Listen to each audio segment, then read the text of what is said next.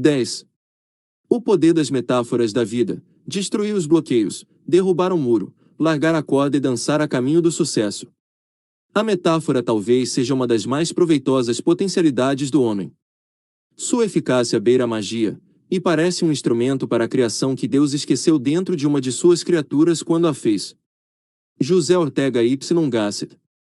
Estou no fim da linha, não consigo passar pelo muro, minha cabeça parece que vai explodir, estou numa encruzilhada, empaquei, estou flutuando no ar, estou me afogando, estou feliz como um passarinho, cheguei a um beco sem saída, estou carregando o mundo nos ombros. No capítulo anterior, falamos sobre o poder das palavras de moldar nossa vida e dirigir nosso destino. Agora, vamos analisar determinadas palavras que podem conter ainda mais significado e intensidade emocional, as metáforas. A fim de compreender as metáforas, devemos primeiro compreender os símbolos. O que cria um impacto mais imediato, a palavra cristão ou a imagem de uma cruz? Se você é como muitas pessoas, a cruz tem mais poder de produzir emoções positivas imediatas. Literalmente, não passa de duas linhas cruzadas, mas tem o poder de comunicar um padrão e um sistema de vida para milhões de pessoas. Agora, pegue essa cruz, transforme-a numa suástica e compare com a palavra nazista. O que tem mais poder de influenciá-lo negativamente? Mais uma vez, se você é como a maioria, a suástica tende a produzir sensações mais fortes e mais imediatas do que a palavra. Ao longo da história humana, os símbolos têm sido empregados para desencadear reações emocionais e moldar o comportamento dos homens. Muitas coisas servem como símbolos, imagens, sons, objetos, ações, e também palavras. Se as palavras são simbólicas, então as metáforas são símbolos intensificados. O que é uma metáfora? Sempre que explicamos ou comunicamos um conceito pela comparação com outra coisa, estamos usando uma metáfora. As duas coisas podem ter pouca semelhança concreta entre si, mas nossa familiaridade com uma permite adquirir uma compreensão da outra. As metáforas são símbolos, e como tais podem criar intensidade emocional ainda mais depressa, e de forma mais completa, do que as palavras tradicionais que usamos. As metáforas podem nos transformar instantaneamente. Como seres humanos, estamos sempre pensando e falando em metáforas. Muitas vezes as pessoas dizem que estão entre o fogo e a frigideira.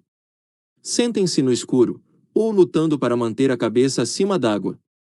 Você acha que pode ficar um pouco mais estressado se pensar em enfrentar seu desafio em termos de lutar para manter a cabeça acima d'água, em vez de galgar a escada do sucesso? Você se sentiria diferente na hora de fazer um teste se pensasse em navegar através, em vez de se debater? Sua percepção e experiência do tempo mudaria se falasse do tempo se arrastando, em vez do tempo voando. Pode apostar que sim. Um dos meios primários de aprendizado é através das metáforas. Aprender é o processo de fazer novas associações na mente, criar novos significados, e as metáforas são idealmente apropriadas para isso. Quando não compreendemos algo, uma metáfora proporciona um meio de perceber como o que não compreendemos é parecido com algo que compreendemos. A metáfora ajuda-nos a vincular um relacionamento. Se X é como Y, e compreendemos X, subitamente compreendemos T. Se, por exemplo, alguém tenta explicar a eletricidade, usando termos como ohms, amperes, watts e resistência elétrica, as possibilidades são de confundi-lo totalmente, porque é provável que você não tenha compreensão dessas palavras, não tenha referências para elas, e assim se torna difícil compreender o relacionamento. Mas o que aconteceria se eu explicasse a eletricidade pela comparação com algo que você já conhece? E se eu desenhasse um cano e perguntasse, já viu água correndo por um cano? Você diria que sim. Depois, eu diria, e se houvesse uma pequena saliência que poderia reduzir a quantidade de água passando pelo cano? Essa pequena saliência é o que uma resistência faz numa unidade elétrica. Você saberia agora o que é uma resistência? Pode apostar que sim, e saberia no mesmo instante. Por quê? Porque eu lhe disse como isso era parecido com uma coisa que você já compreendia. Todos os grandes mestres, Buda, Maomé, Confúcio, Lao Tse, usaram metáforas para transmitir suas mensagens ao homem comum. Independente de crença religiosa, a maioria concorda que Jesus Cristo foi um mestre extraordinário, cuja mensagem de amor perdurou, não apenas por causa do que ele disse, mas também pela maneira como disse. Ele não procurou os pescadores, e lhes disse que queria que recrutassem cristãos, não haveria referências para o recrutamento.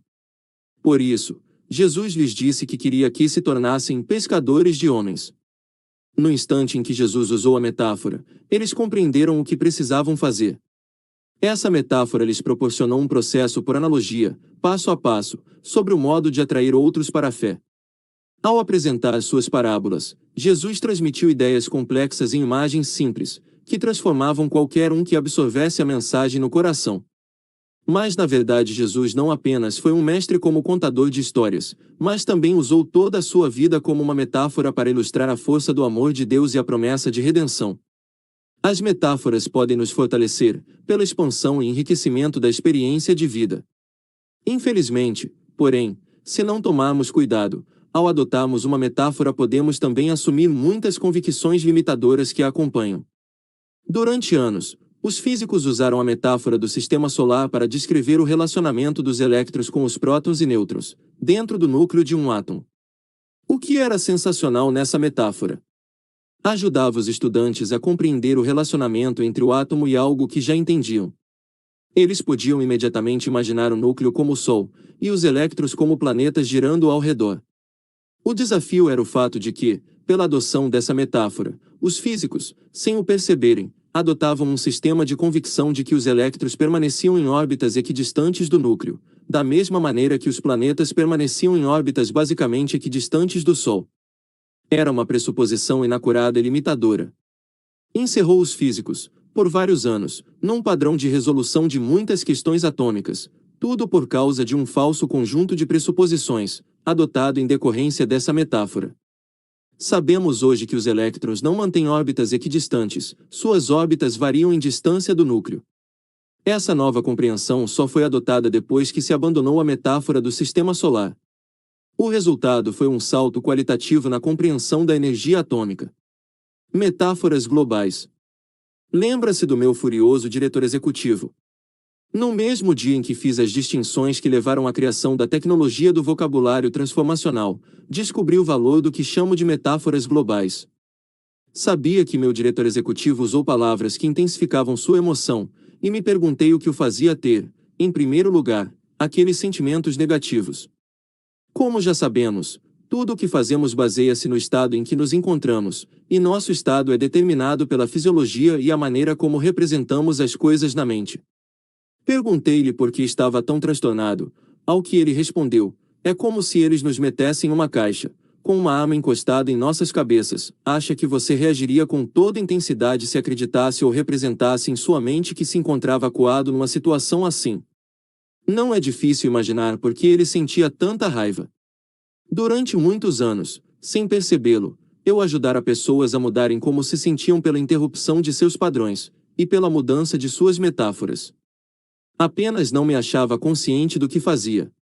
Isso é parte do poder de criar um rótulo. Depois que tem um rótulo para o que você faz, pode produzir um comportamento sistemático.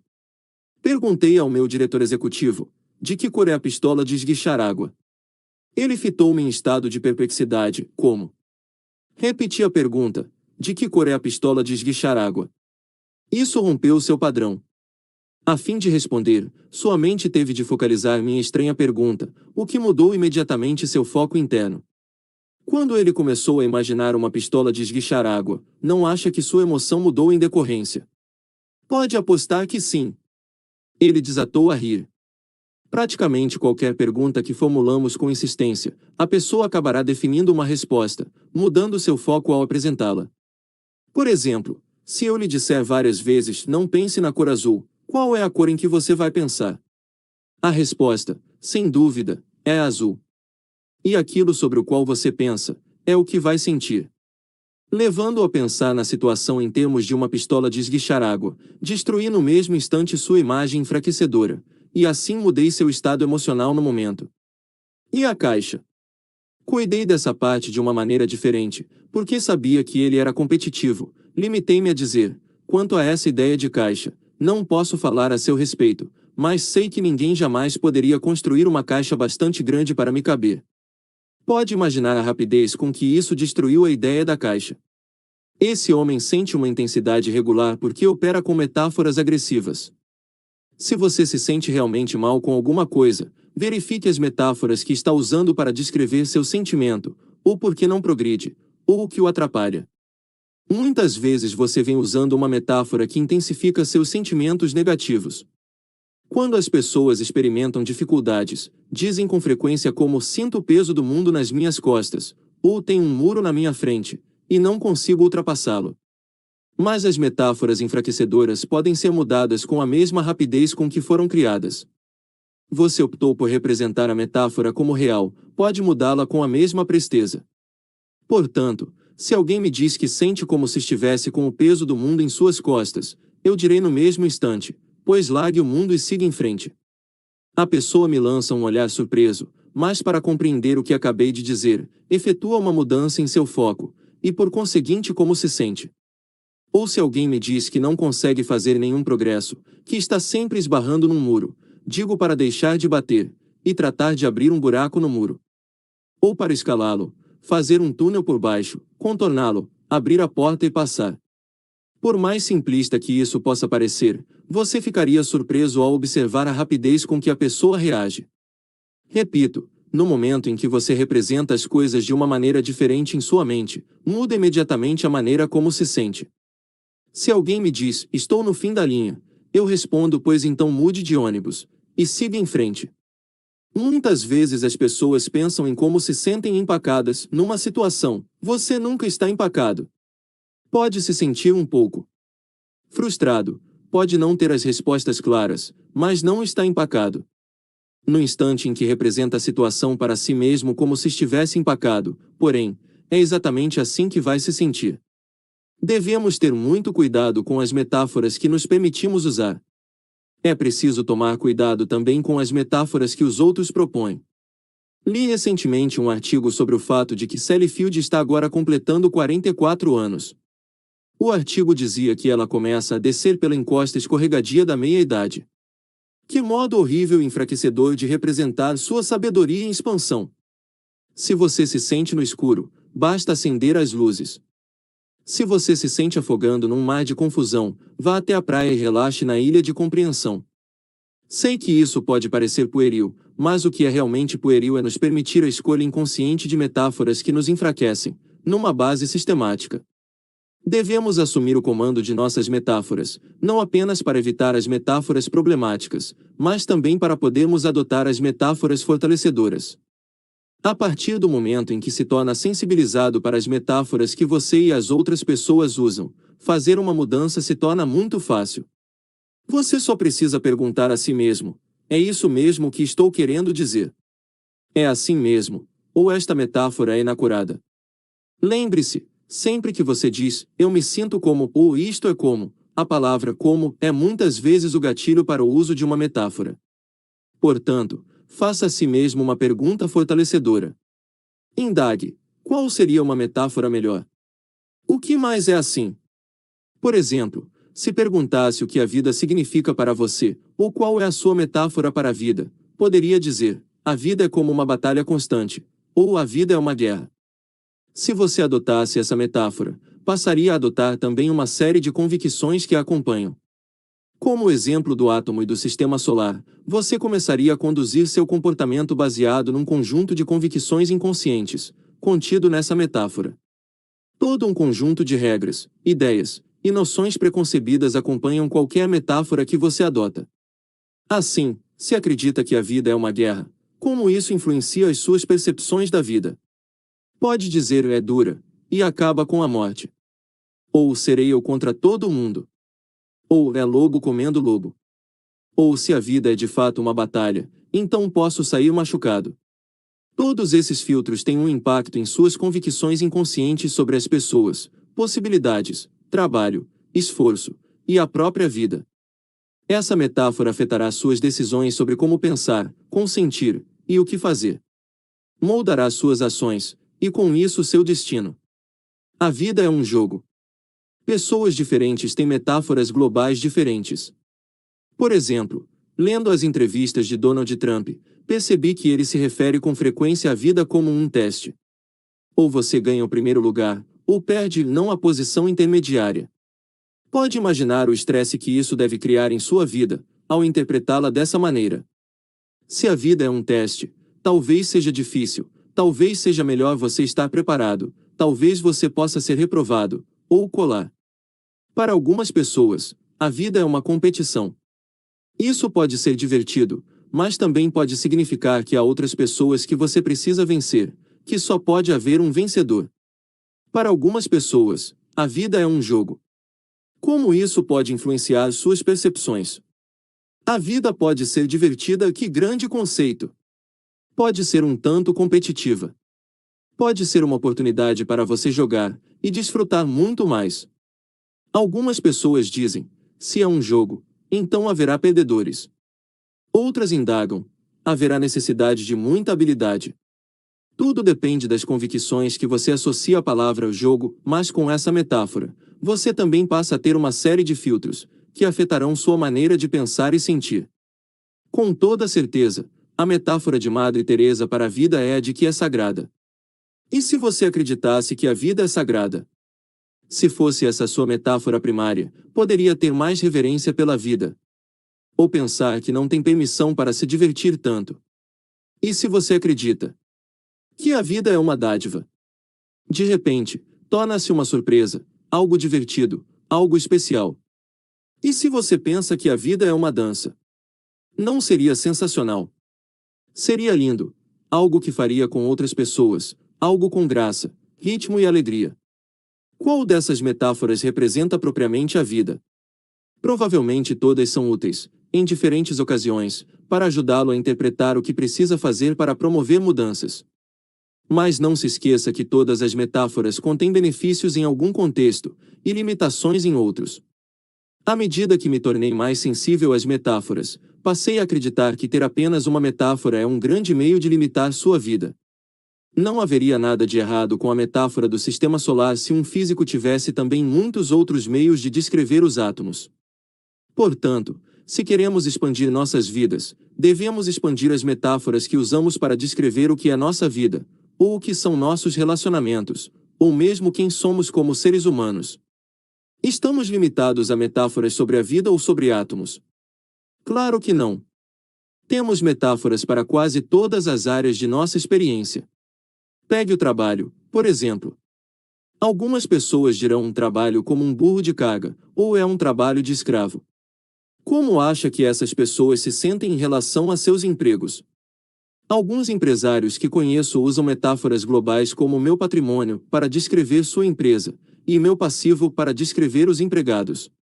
Como acha que isso afeta a maneira como tratam as pessoas? Outros encaram suas empresas como uma horta que é preciso cuidar e melhorar todos os dias, e ao final se colherá a recompensa. Ainda outros consideram o trabalho como uma oportunidade de conviver com amigos, de participar de uma equipe vencedora. Quanto a mim, penso em minhas empresas como famílias. Isso nos permite transformar a qualidade das relações que partilhamos. A vida é como pintar um quadro, não fazer uma soma. Oliver Wendell Holmes, Jr. Você pode agora perceber como a mera mudança de uma metáfora global, de a vida é uma competição, para a vida é um jogo, pode no mesmo instante mudar sua experiência de vida, em muitas áreas ao mesmo tempo. Seus relacionamentos mudariam se encarasse a vida como uma dança. Poderia mudar a maneira como opera seus negócios. Pode apostar que sim. Este é um exemplo de ponto fundamental, uma mudança global, em que efetuar essa única mudança transformaria a maneira como você pensa e sente, em diversas áreas de sua vida. Não estou dizendo que há uma maneira certa ou errada de encarar as coisas. Compreenda apenas que mudar uma metáfora global pode imediatamente transformar a maneira como você considera toda a sua vida. Assim como acontece com o vocabulário transformacional, o poder das metáforas está em sua simplicidade. Conduzi há alguns anos um programa de confirmação em Scottsdale, Arizona. No meio do seminário, um homem levantou-se de um pulo e começou a cutucar as pessoas ao redor com a mão, como se empunhasse uma faca, ao mesmo tempo em que berrava: "Estou apagando! Estou apagando!"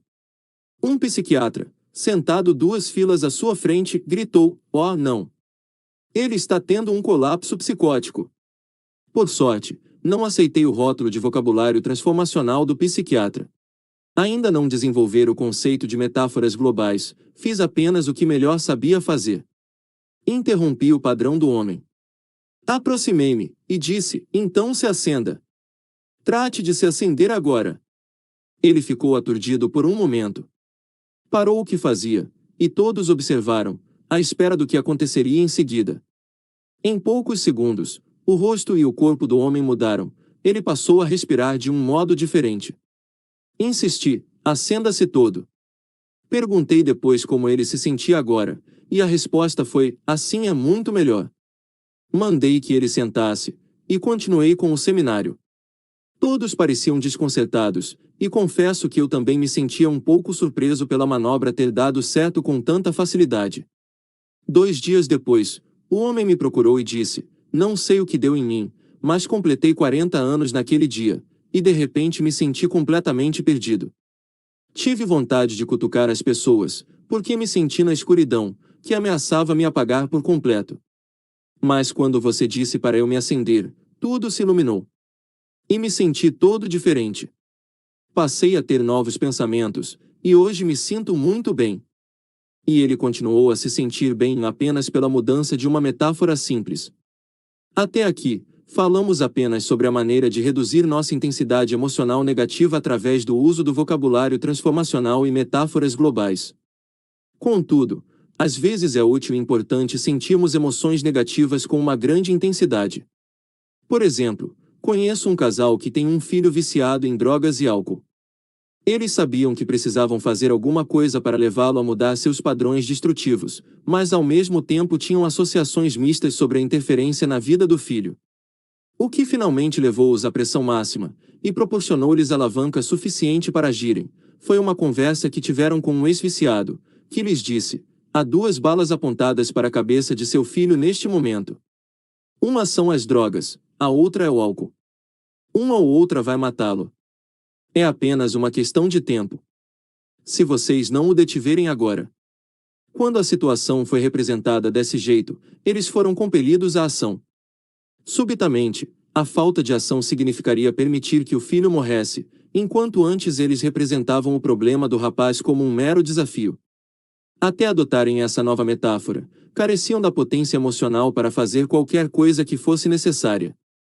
Sinto-me feliz em informar que eles conseguiram ajudar o filho a inverter a situação. Não se esqueça de que as metáforas que usamos determinarão nossas ações. Selecione suas metáforas globais. Enquanto desenvolvia antenas para me tornar sensível às metáforas globais dos outros, li uma entrevista da antropóloga Mary Catherine Bateso, em que ela disse: poucas coisas são mais debilitantes do que uma metáfora tóxica. É uma percepção extraordinária, com a qual eu logo adquiriria uma experiência direta. Em um dos meus seminários de encontro com o destino, quase todos se queixavam de uma determinada mulher, antes mesmo que a programação começasse. Ela criará uma confusão na área de registro, e assim que entrou no auditório começou a se queixar de tudo o que era possível e imaginável. Primeiro, era muito quente, depois, fazia frio demais, irritou-se com o homem sentado na sua frente, porque ele era alto demais, e assim por diante. Quando comecei a falar, não se passaram 5 minutos sem que ela me interrompesse, tentando descobrir como não podia funcionar o que eu acabara de dizer, ou alegando que não era bem verdade, ou afirmando que havia exceções. Tentei romper seu padrão, mas focalizava o efeito, em vez da causa. Mas compreendi de repente que ela devia ter alguma convicção global ou metáfora global sobre a vida que a tornavam tão fanática para os detalhes, e quase desdenhosa em seu enfoque. Perguntei-lhe, o que está tentando ganhar ao fazer isso? Sei que deve ter intenções positivas. Qual é a sua convicção sobre a vida, ou sobre detalhes, ou sobre se as coisas são certas ou erradas? Ao que ela respondeu, acho que os pequenos vazamentos afundam o navio. Se você pensasse que ia se afogar, não seria também fanático para descobrir qualquer possibilidade de vazamento. Era assim que aquela mulher encarava a vida. De onde vinha aquela metáfora? Descobri que a mulher experimentara várias situações na vida em que pequenas coisas haviam lhe custado muito. Atribuía seu divórcio a pequenos problemas que não conseguirá superar, problemas de que nem mesmo tivera conhecimento. Da mesma forma, sentia que suas dificuldades financeiras eram o resultado de causas também pequenas. Adotará aquela metáfora para não ter de experimentar de novo uma dor igual no futuro. Era evidente que ela não se mostrava muito ansiosa em mudar de metáforas, sem que eu lhe proporcionasse uma alavanca. A partir do momento em que a fiz perceber a dor que essa metáfora criava constantemente em sua vida, e o prazer imediato que poderia experimentar com a mudança, pude ajudá-la a romper seu padrão e a mudar sua metáfora, criando uma série de novos meios de considerar a si mesma e a vida. Ela combinou uma variedade de metáforas globais, a vida como um jogo, a vida como uma dança, e você deveria ter a transformação, não apenas no modo como passou a tratar as outras pessoas, mas também no jeito como começou a tratar a si mesma, porque antes sempre encontrava também pequenos vazamentos em sua própria pessoa.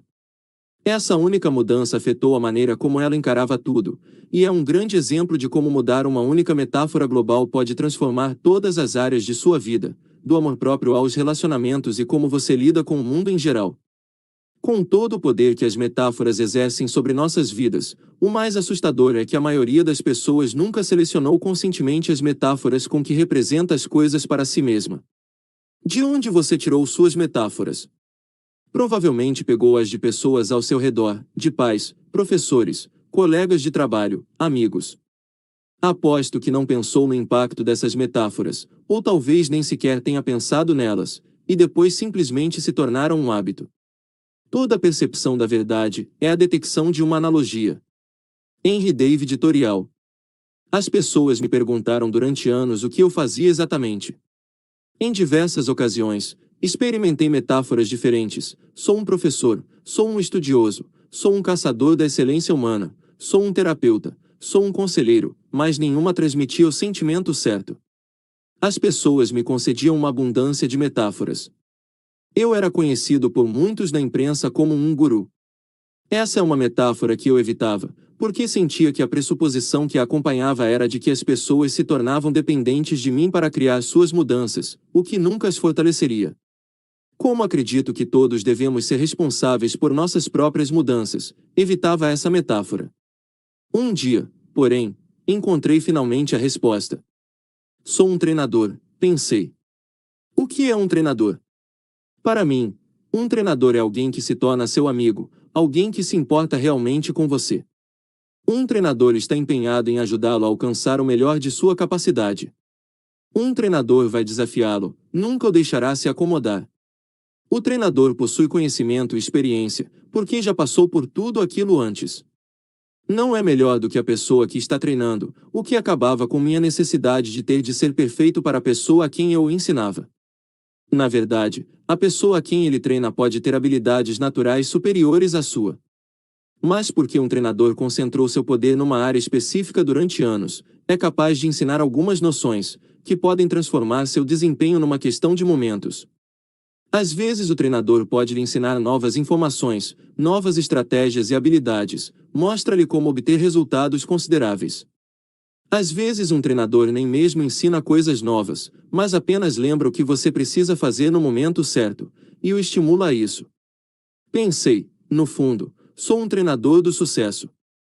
Ajudo a treinar as pessoas para alcançarem o que querem, mais depressa e com mais facilidade, e todos precisam de um treinador, quer seja um executivo de alto nível, um estudante de pós-graduação, um construtor de casas, ou o presidente dos Estados Unidos.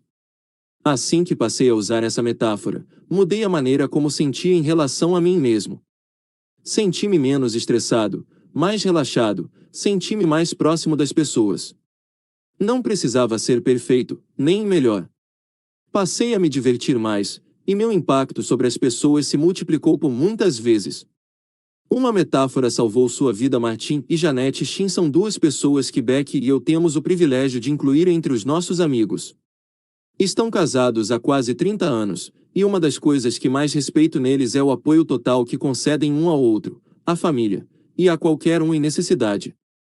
Por mais que o público conheça Martin como um homem generoso, não tem ideia do quanto ele e Janete fazem juntos pelos outros, todos os dias. Esses dois são a própria epítome da integridade. Sua metáfora para a humanidade é a de uma gigantesca família, e assim sentem a mais profunda preocupação e compaixão até mesmo por totais estranhos. Lembro quando Martin partilhou comigo a história comovente de como sua vida mudou, há alguns anos, quando filmava Apocalipse Now. Antes dessa ocasião, ele encarava a vida como algo a temer. Agora, considera-a como um desafio fascinante. Por quê? Sua nova metáfora é a de que a vida é um mistério. Ele adora o mistério de ser um ser humano, a maravilha e o senso de possibilidade que se expande com sua experiência de cada novo dia. O que mudou sua metáfora? A dor intensa. O filme foi realizado nas selvas das Filipinas. As filmagens se prolongavam normalmente de segunda a sexta-feira. Na noite de sexta-feira, Marty e Janete faziam uma viagem de 2 horas e meia de carro até um refúgio, de fim de semana em Manilha. Num fim de semana, porém, Martin teve de ficar para uma filmagem adicional na manhã de sábado. Janete já programara uma ida à cidade, a fim de comprar um olho de vidro para um trabalhador que era tão pobre que não tinha condições de pagá-lo, e não adiou a viagem. Naquela noite, Martin descobriu-se sozinho, virando de um lado para outro na cama, suando muito, e começando a experimentar uma dor intensa. Pela manhã, começou a sofrer um ataque cardíaco maciço. Partes do corpo ficaram dormentes e paralisadas. Ele caiu no chão, e pela pura força de vontade conseguiu rastejar até a porta, e gritou por socorro. Estendido ali, teve a experiência de morrer. Subitamente, tudo parecia tranquilo. Podia-se ver atravessando o lago distante. Pensou, então morrer é assim. Foi nesse instante que compreendeu que não tinha medo de morrer, que na verdade viverá com medo da vida. Naquele momento, percebeu que a própria vida era o verdadeiro desafio. E tomou a decisão de viver. Reuniu o pouco de energia que ainda lhe restava, estendeu o braço para pegar alguma relva. Com um foco total, levantou lentamente a relva até o nariz.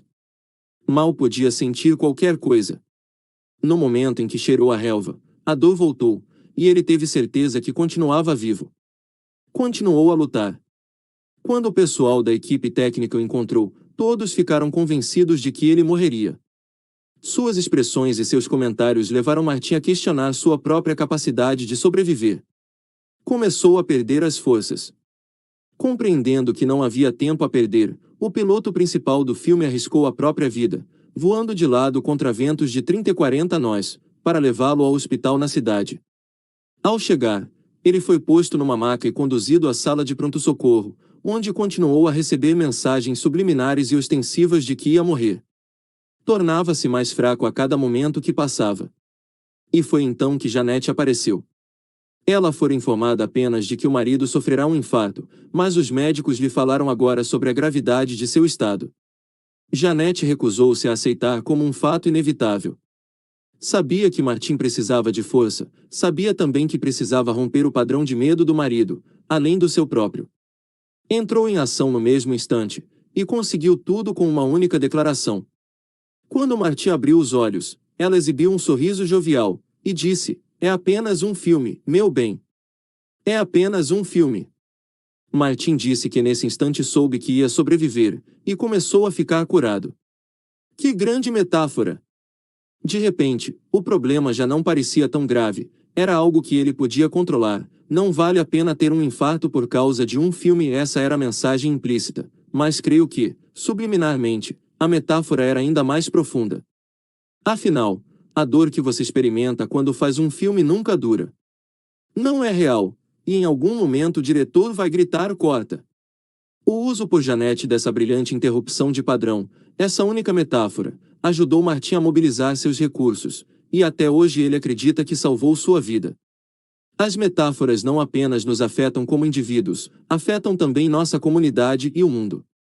As metáforas que adotamos culturalmente pedem nossas percepções e ações ou falta de ação. Nas últimas décadas, com o advento das missões lunares, começamos a adotar a metáfora da espaçonave Terra. Embora essa metáfora parecesse sensacional, nem sempre funcionou bem na criação de uma reação emocional para lidar com os desafios ecológicos. Por quê? É difícil se tornar emocional em relação a uma espaçonave, é uma coisa dissociada. Compare isso com os sentimentos criados pela metáfora Mãe Terra. Você não se sente diferente em proteger sua mãe, em vez de manter limpa uma espaçonave. Os pilotos e marinheiros muitas vezes descrevem seus aviões ou navios como lindas mulheres. Dizem que ela é uma beleza. Por que não dizem, ele é uma beleza? Porque provavelmente seriam muito mais bruscos com o avião ou navio se o imaginassem como um cara enorme e gordo chamado Joe, em vez de uma princesa esguia e sedutora deslizando pelo ar ou mar. Usamos metáforas constantemente durante a guerra. Qual foi o nome dado à primeira parte da operação na Guerra do Golfo Pérsico? Antes da guerra ser declarada, era chamada de Operação Escudo do Deserto. Mas assim que foi dada a ordem de combate, a Operação Escudo do Deserto tornou-se Tempestade no Deserto. Pense em como essa mudança de metáfora mudou o significado da experiência para todos.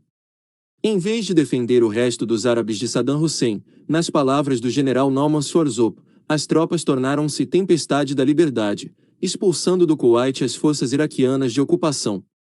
Uma cortina de ferro desceu pelo continente. Winston Churchill. Pense na mudança radical na Europa Oriental nos últimos anos. A cortina de ferro foi uma metáfora que moldou a experiência pós-Segunda Guerra Mundial durante décadas. O Muro de Berlim serviu como um símbolo físico para a imponente barreira que dividia a Europa. Quando o Muro de Berlim caiu, em novembro de 1989, mais do que apenas um muro de pedra foi derrubado. A destruição desse símbolo proporcionou uma nova metáfora, que mudou as convicções de milhões de pessoas sobre o que era possível acontecer em suas vidas. Por que as pessoas se divertiram tanto em demolir um muro velho, quando havia tantos portões por onde poderiam passar? Por que derrubar o muro foi uma metáfora universal para as possibilidades, liberdade e a superação de barreiras? Ajuste o mundo ao fato. Ter consciência do vasto poder contido em metáforas inclui saber como usá-las num contexto apropriado. O desafio é que muitas pessoas têm metáforas que as ajudam no trabalho, mas criam problemas em casa. Conheço uma advogada que se descobriu tentando aplicar em casa as mesmas metáforas antagônicas que lhe serviam tão bem no trabalho. O marido iniciava uma conversa absolutamente inocente, e um momento depois tinha a sensação de que era uma testemunha sendo requerida no tribunal. Isso não dá certo num relacionamento pessoal, não é mesmo? Ou vamos supor que alguém seja um policial com plena dedicação. Se não for capaz de se desligar de seu trabalho ao chegar em casa, não acha que poderia se manter sempre alerta à violação das normas por outras pessoas? Um dos melhores exemplos de uma metáfora imprópria é a de um homem tão dissociado que a esposa e os filhos não sentiam qualquer ligação com ele. Ressentiam-se por ele nunca expressar seus verdadeiros sentimentos, e do fato de que parecia estar sempre dirigindo-os. Sabe qual era a sua profissão? Ele era um controlador de tráfego aéreo. No trabalho, tinha de se manter neutro. Mesmo que houvesse uma emergência, precisava manter a voz absolutamente calma, a fim de não alarmar os pilotos que orientava. Essa atitude dissociada era admissível na torre de controle, mas não dava certo em casa. Tome cuidado para não levar as metáforas que são apropriadas em um contexto, como o ambiente em que você trabalha, para outro contexto, como o relacionamento com sua família ou amigos. Quais são algumas das metáforas que as pessoas usam para seus relacionamentos pessoais? Há quem chame a pessoa com quem mantém um relacionamento de o velho, ou a megera. Outros chamam de o ditador, ou a carcereira. Uma mulher até chamava o marido de príncipe das trevas. Quais são algumas alternativas mais fortalecedoras? Muitas pessoas chamam cônjuge de paixão, a metade melhor, parceira na vida, companheira de equipe, alma irmã. Por falar nisso, até a mudança de uma ligeira nuance de uma metáfora mudará a maneira como você percebe o relacionamento. Você pode não se sentir arrebatado por uma parceira, mas com certeza se sentiria por uma paixão. Acha que as metáforas que você usa na representação de seu relacionamento, para si mesmo e para os outros, pode afetar a maneira como se sente, e o jeito como se relaciona? Pode apostar que sim. Uma mulher que compareceu a um seminário de encontro com o destino sempre se referia ao marido como aquele tolo com quem estou casada. Notei que o marido, ao se referir a ela, sempre a chamava de o amor de sua vida, sua melhor metade, ou sua dádiva de Deus. Quando ressaltei isso para a mulher, ela ficou chocada, porque é muito afetuosa, e não percebera como uma metáfora adotada de forma indiferente podia ser tóxica. Juntos, selecionamos metáforas mais apropriadas para seu relacionamento com o marido. Tudo o que eu quero de Natal. Um dos meus amigos, que obviamente não tem filhos, costumava chamar as crianças de diabinhos. Enquanto ele manteve essa metáfora, dá para imaginar como as crianças reagiam à sua pessoa, não é mesmo? Recentemente, porém, ele assumiu um emprego de Papai Noel numa loja de departamentos. Vários de nós insistimos para que o fizesse, e teve de aceitar que centenas de diabinhos sentassem em seu colo. Essa experiência proporcionou-lhe uma visão totalmente nova das crianças, e mudou sua metáfora para sempre. Agora, ele chama as crianças de ursinhos. Acha que isso mudou a maneira como ele sente? Claro que sim. Chamar seus filhos de pirralhos não o deixa com vontade de cuidar deles. Procure a metáfora apropriada que o apoie ao lidar com seus filhos, e lembre-se de que as crianças escutam tudo, aprendem com você. Uma das metáforas globais mais fortalecedoras, que me ajudou ao longo de tempos difíceis, é uma história partilhada por muitos oradores no campo do desenvolvimento pessoal. É a história simples de um operário de cantaria. Como ele faz para partir um bloco gigantesco? Começa com um martelo grande, e bate na pedra com toda a força de que é capaz. Na primeira vez em que bate, não há qualquer arranhão, não sai nenhuma lasca, absolutamente nada. Ele bate de novo, e outra vez 100, 200, 300 vezes, sem fazer nenhum arranhão. Depois de todo esse esforço, é possível que o bloco não apresente nenhuma rachadura, mas ele continua a bater. As pessoas às vezes passam, e riem dele, por persistir, quando é óbvio que suas ações não surtem qualquer efeito. Mas ele é muito inteligente.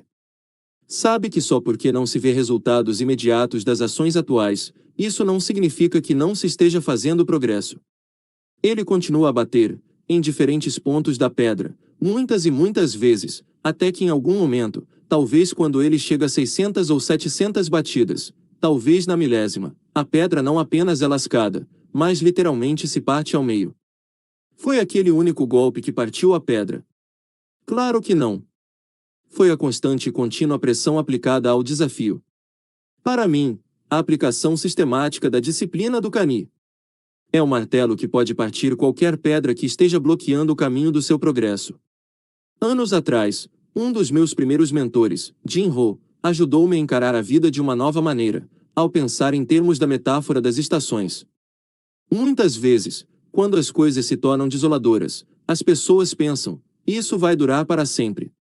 Em vez disso, eu digo, a vida tem suas estações, e estou no inverno agora. O melhor de tudo, se você adotar essa metáfora, o que sempre se segue ao inverno. A primavera. O sol aparece, você não se sente mais congelado, e de repente pode plantar novas sementes. Começa a perceber toda a beleza da natureza, vida nova e crescimento. Depois, vem o verão. Faz calor, você cuida de suas plantinhas, protege-as para que não fiquem queimadas. O outono em seguida, quando você pode colher suas recompensas. Às vezes não. Dá certo, uma tempestade de granizo destrói sua colheita. Mas se você confia no ciclo das estações, sabe que terá outra chance. Um grande exemplo do poder da metáfora de transformar a vida de uma pessoa foi apresentado por um homem em um de meus seminários do Encontro com o Destino. Seu apelido era Maestro. Sempre peço às pessoas para escolherem um nome que seja uma metáfora da maneira como querem ser tratadas durante o fim de semana. Até mesmo esse exercício simples pode criar algumas mudanças interessantes nas pessoas, ao começarem a corresponder a seu novo rótulo. Você não acha que agiria diferente se seu nome fosse Raio, Amor, Dançarino, ou Mago? Maestro era um homem maravilhoso, com quase 80 quilos de excesso de peso. Enquanto eu trabalhava com ele, ficou evidente que associava ser gordo a ser espiritual. Sua convicção era de que se alguém tinha um grande excesso de peso, só as pessoas espirituais o procurariam, porque seriam as únicas que não se sentiriam repelidas pela gordura. As pessoas sinceras tentariam fazer contato, as superficiais, não espirituais, se mostrariam tão repelidas que nunca teria de lidar com elas. Ele comentou, sei que isso não faz o menor sentido, mas sinto que é real, se você é gordo, então é espiritual. Afinal, pense em todos os gurus gordos do mundo. Acho que Deus ama os gordos. Ao que eu respondi, Acho que Deus ama todo mundo, mas o que ele faz com os gordos é metê-los num espeto e assá-los no fogo do inferno. Você devia ter visto a cara do homem. Claro que não acredito nisso, mas era uma grande interrupção de padrão, que criava uma imagem bastante intensa em sua cabeça. Perguntei-lhe em seguida: como é seu corpo? Não é nada, apenas um veículo. Um veículo de qualidade. Não importa que seja um veículo de qualidade, desde que o leve até lá. Era evidente que havia necessidade de uma mudança de metáfora.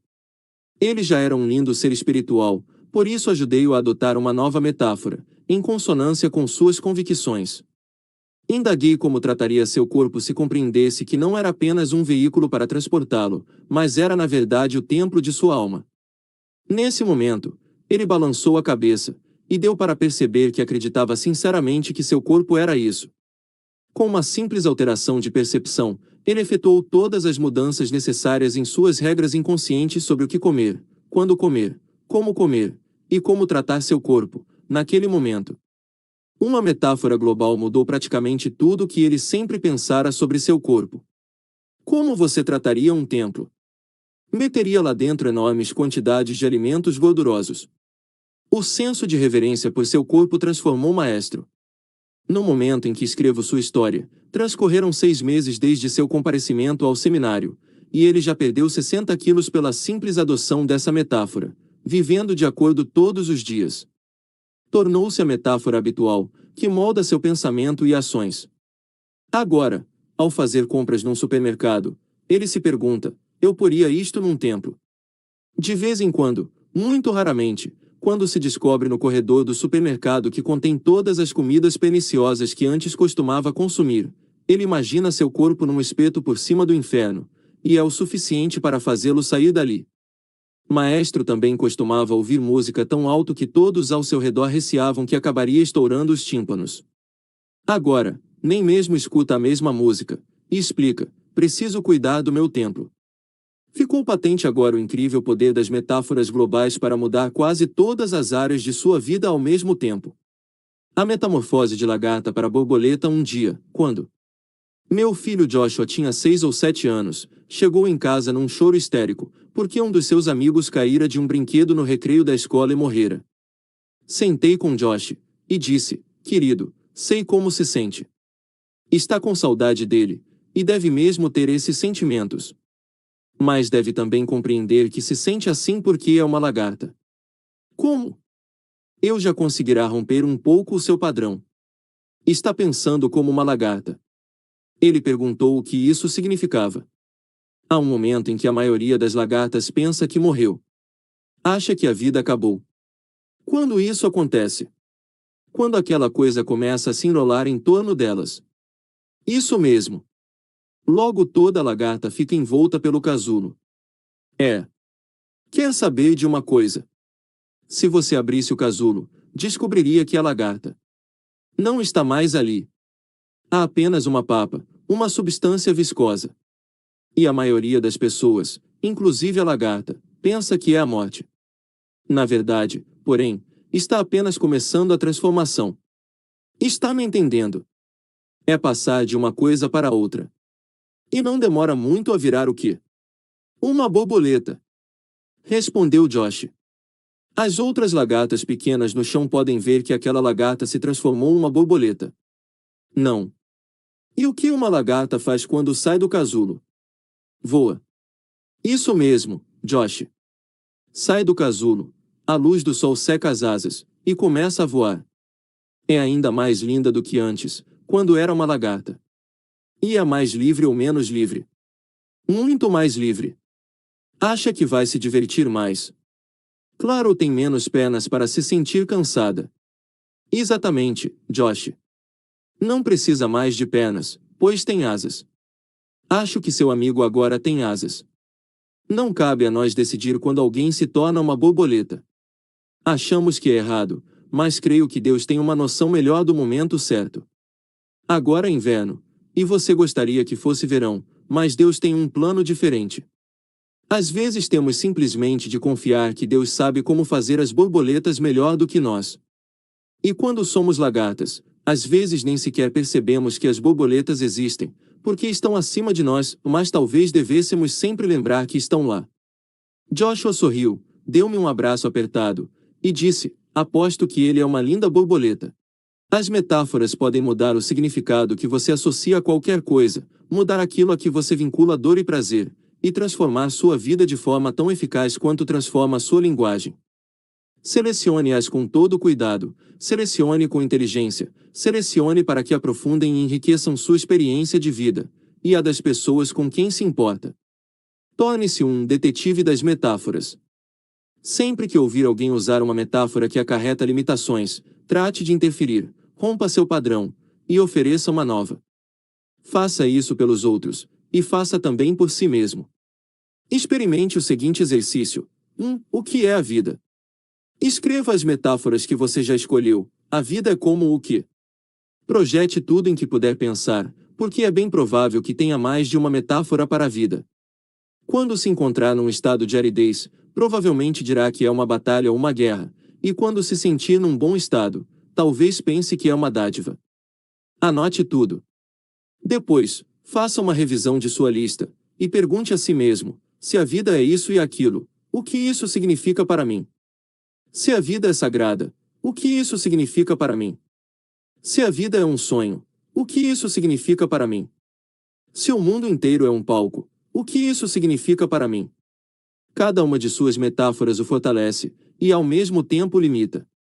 O mundo inteiro é um palco, pode ser sensacional porque significa que você pode sair por aí, fazer uma diferença, ser ouvido.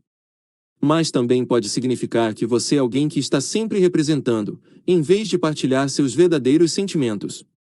Portanto, analise as metáforas que pôs à sua disposição. Quais são as vantagens e desvantagens? Que novas metáforas pode aplicar à sua vida, a fim de sentir mais feliz, livre e fortalecido? 2. Faça uma lista de todas as metáforas que vincula relacionamentos ou casamento. Estão fortalecendo ou enfraquecendo? Lembre-se de que só a percepção consciente pode transformar suas metáforas, porque seu cérebro começa a dizer: isso não funciona, isso é ridículo. E você pode adotar uma nova metáfora com facilidade. A beleza dessa tecnologia é a sua simplicidade. 3. Escolha outra área de sua vida que mais lhe cause impacto. Pode ser sua atividade profissional, seus pais, seus filhos, sua capacidade de aprender, e descubra suas metáforas para essa área. Escreva essas metáforas, e analise seu impacto. Escreva: aprender é como brincar. Se estudar é como arrancar dentes, você pode imaginar a dor que está proporcionando a si mesmo. Essa pode ser uma boa metáfora para mudar, e mudar agora. Mais uma vez, verifique as consequências positivas e negativas de cada uma de suas metáforas. Explorá-las pode criar novas opções para a sua vida. 4. Crie metáforas novas e mais fortalecedoras para cada uma dessas áreas. Decida que daqui por diante você vai pensar na vida como 4 ou 5 coisas novas para começar, no mínimo. A vida não é uma guerra. A vida não é um teste. A vida é um jogo. A vida é uma dança. A vida é sagrada. A vida é uma dádiva. A vida é um piquenique. Qualquer coisa que crie a intensidade emocional mais positiva para você. 5. Finalmente, decida que você vai viver com essas metáforas novas e fortalecedoras pelos próximos 30 dias. Convido-o a permitir que a radiância de suas novas metáforas o façam sentir que flutua pelo ar, até alcançar a nuvem 9. Enquanto você se encontra por cima do mundo, pode olhar para baixo e se sentir satisfeito, sabendo que a quantidade de alegria que experimenta neste momento é apenas a ponta do iceberg. Assuma o controle de suas metáforas agora, e crie um novo mundo para si mesmo, um mundo de possibilidades, de riqueza, de maravilha e alegria. Agora que você dominou a arte criativa de elaborar metáforas, transformar vocabulário, e fazer perguntas fortalecedoras, está pronto para controlar